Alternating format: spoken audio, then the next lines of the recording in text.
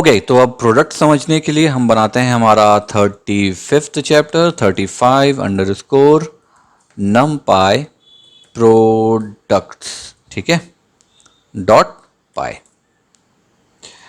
देखो, आपने अर्थमेटिक लगभग पूरा देख लिया, समेशन देख लिया, राउंडिंग ऑफ देख लिया, अब प्रोडक्ट भी तो बचा है। प्रोडक्ट भी देख लेते हैं, कितना बढ़िया है ये, है ना। अब यहाँ पे बढ़िया मैं ले लेता हूँ एक डेफिनेशन, प्रोडक्ट्स। ठीक है, तो इसके लिए प्रोडक्ट तो हमको पता है क्या होता है। ठीक है, अब प्रोडक्ट के लिए क्या क्या है, हमको ये फंक्शन यूज करना पड़ता है, PROD ऐसे। ठीक है, फंक्शन। अब इसका फटाक से एग्जांपल लेते हैं। हम यहाँ पे क्या करेंगे, here we will find the product of the element of the below array. ठीक है,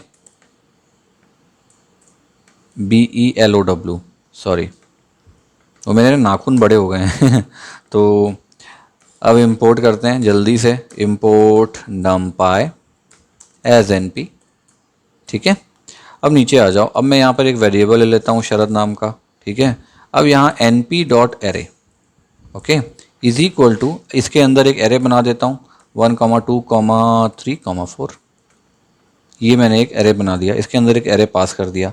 अब यहाँ पर मैं एक नया ले लेता हूँ वेरिएबल, शरद न्यू ले लेता हूँ। ठीक है, और यहाँ पर मैं इसको बोलूँगा np.prod। ठीक है, PROD इज फॉर प्रोडक्ट। किसका प्रोडक्ट? शरद का प्रोडक्ट। शरद के अंदर जो वैल्यूज़ हैं 1, 2, 3, 4, इसका प्रोडक्ट चाहिए। अब इसका प्रोडक्ट कितना आएगा, कैसे एज्यूम करेंगे? देखो, जैसे हमने सम में देखा ना, वैसे ये भी होगा 1 × 2 × 3 × 4। ठीक है, तो कैसे, 1 लास्ट वाला हटा देते हैं, 1 × 2 कितना हो गया 2, 2 3 जा 6, 6 4 जा 24। इसका आंसर कितना आएगा 24। चलो इसको प्रिंट करें फटाक से, प्रिंट शरद न्यू, एग्जीक्यूट।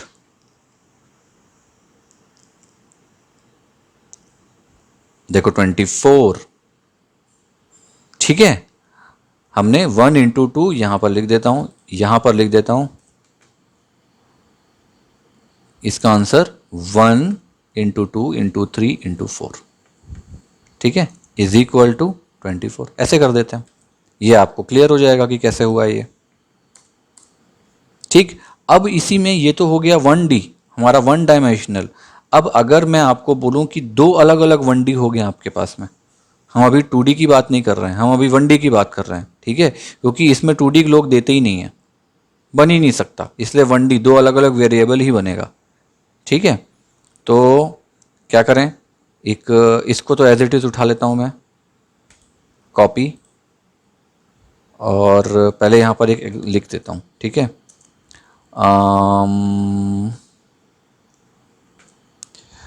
क्या लिख दूँ, here we will find the product of elements in 2 different array. ठीक है, चलो इसको पेस्ट कर दिया मैंने, इसको मैं हटा देता हूँ ये वाला, और यहाँ पर एक और ले लेता हूँ, शरद 2 ले लेता हूँ, इसको शरद 1 कर देता हूँ। ठीक है, okay, is equal to np.array, ये मैंने एक एरे बना दिया, और इस एरे के अंदर मैं यहाँ पे ले लेता हूँ 5, 6, 6, 7, 8, ये मैंने 4 ले लिया। ओके, तो अब ये दोनों आपस में कैसे होगा, यहाँ पर np.prod देना है आपको। ठीक, इसको शरद 1 कर दो, कॉमा, यहाँ पर आप इसको भी पास कर दो शरद 2 को, बस इतना ही काम आपको करना है। अब इसका आंसर क्या आएगा, इसका आंसर देखो कितना मज़ेदार आने वाला है। सबसे पहले, क्योंकि प्रोडक्ट है ना ये, तो ये क्या करेगा, पहले लाइन कैलकुलेट करेगा, फिर दूसरा, पहला ये होगा प्रोड में, दूसरा ये होगा। तो पहला प्रोड का आंसर कितना है 1 × 2 × 3, यहाँ पर मैं लिख देता हूँ, ये कैसे होगा प्रोडक्ट, ये होगा आपका 1 2 3 4 5 6 7 8, हमने 8 तक लिया है ना, हाँ 8, बस ऐसी वैल्यू आएगी। अब इसको कर लो, इसको पूरा मल्टीप्लाई करना पड़ेगा आपको।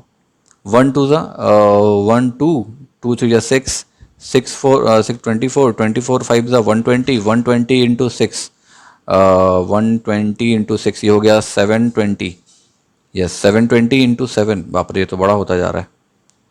कैलकुलेटर कैलकुलेटर कैलकुलेटर, ओके पूरा करते हैं ना। 1 कहाँ है multiply, into 2 into 3 into 4 into 5 into 6 720, फिर इंटू 7, ओके इंटू 8 8 40320, ये आपका आंसर आएगा। ठीक है, इसने सब कुछ मल्टीप्लाई कर दिया, 42320 40320 ये था ना आंसर, हाँ ठीक है, ये आंसर आएगा आपका। देखो मल्टीप्लाई करते हैं, इसको करने देते हैं। डी टाइप आउट पास रेड्यूस ऑब्जेक्ट लाइन 86, हाँ ये क्या हो गया,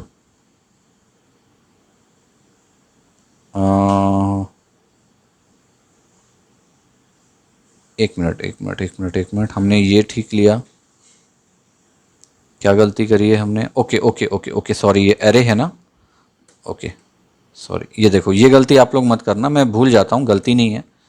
ठीक है, हमने दो अलग अलग वेरिएबल लिया, हमने उसको एरे के अंदर नहीं दिया हुआ था, बस इसलिए प्रॉब्लम था। ओके अब मैं इसको एग्जीक्यूट करता हूँ वापस, देखो 40320 ये आंसर आ गया आपके पास में। ठीक है, ये बेसिकली आपकी प्रोडक्ट वाली वर्किंग हो गई कि ऐसे काम करता है प्रॉड। अब अगर यही हम एक्सिस में लें, मतलब इसकी वैल्यू दोनों अलग अलग, तो ये कैसे काम करेगा, मैं यहाँ लिख देता हूँ प्रोडक्ट ओवर एन एक्सिस। ठीक है, मतलब एक्सिस इज इक्वल टू 1, तब इसको हम पूरा उठा लेते हैं, पहले एज इट इज़ उठाते हैं, इसको यहाँ पेस्ट कर देता हूँ, और ये अलग, इसको अलग कर दो, हटा दो इसको। ठीक है, एक्सिस पे लेना है हमको, तो हम फिर यहाँ पर जाएंगे और यहाँ पर एक्सिस इज इक्वल टू 1, तो दोनों की जो वैल्यूज़ है वो फिर अलग अलग आ जाएगी।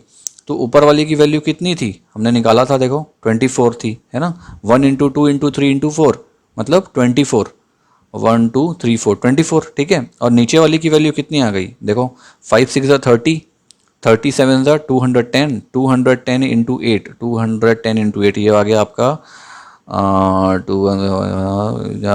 1680, आई थिंक इतना ही आना चाहिए कैलकुलेटर। हाँ 210 इंटू 8 1680 आना चाहिए, 1680 परफेक्ट। ठीक है, तो इसका आंसर, इसका आ गया 24 और इसका आंसर आ गया 1680। चलो एग्जीक्यूट करते हैं इसको फटाक से, देखो 24 और 1680। ठीक है, परफेक्ट। एक्सिस पे अगर हमको करना है, दोनों का अलग अलग वैल्यू आ गया, ऊपर नीचे। अब इसी में अगर हम क्यूमुलेटिव की बात करें, जो हमने लास्ट चैप्टर पे भी देखा था, समेशन पे भी, अब मैं क्यूमुलेटिव पे आ जाता हूँ, CUMMULATIVE, क्यूमुलेटिव प्रोडक्ट। ठीक, अब इस पे बात करें तो इस पे कैसे होगा, मैंने आपको बताया था, मैं एज इट इज़ उठा लेता हूँ, लास्ट वाला मैंने पूरा लिखा हुआ था ना यहाँ पे, ये देखो ऐसे एग्जाम्पल दिया हुआ था इसका, क्योंकि पार्सल प्रोडक्ट होता है ये, है ना, तो मैं इसको भी लिख दूँ एज इट इज़, लेकिन ये प्लस था तो इसको यहाँ नया लिख देता हूँ पूरा। ठीक है, यहाँ नया लिख देता हूँ, यहाँ पर लिखता हूँ नीचे एग्जाम्पल। ठीक है, द पार्शियल प्रोडक्ट ऑफ, एक वैल्यू ले लेते हैं 1 2 3 4। ठीक है, इज, ये कैसे होगा, ये होगा आपका 1 होगा, पहला वाला तो 1 ही होगा, दूसरा क्या होगा 1 इंटू 2, ठीक है। तीसरा क्या होगा 1 इंटू 2 इंटू 3, और चौथा क्या होगा 1 इंटू 2 इंटू 3 इंटू 4, यही होगा, है ना। अब इज इक्वल टू इसका आंसर जो है ये कैसे आएगा, 1 का तो 1 हो गया, ओके, और दूसरा 2, तो ये तो 2 हो गया, 2 1 2, ओके। थर्ड का आंसर कितना आएगा 1 इंटू 2 इंटू 3 6 हो गया, और चौथे का आएगा 1 2 3 4 24। ऐसे आंसर आएगा आपके पास अगर हम लेते हैं तो, ठीक है।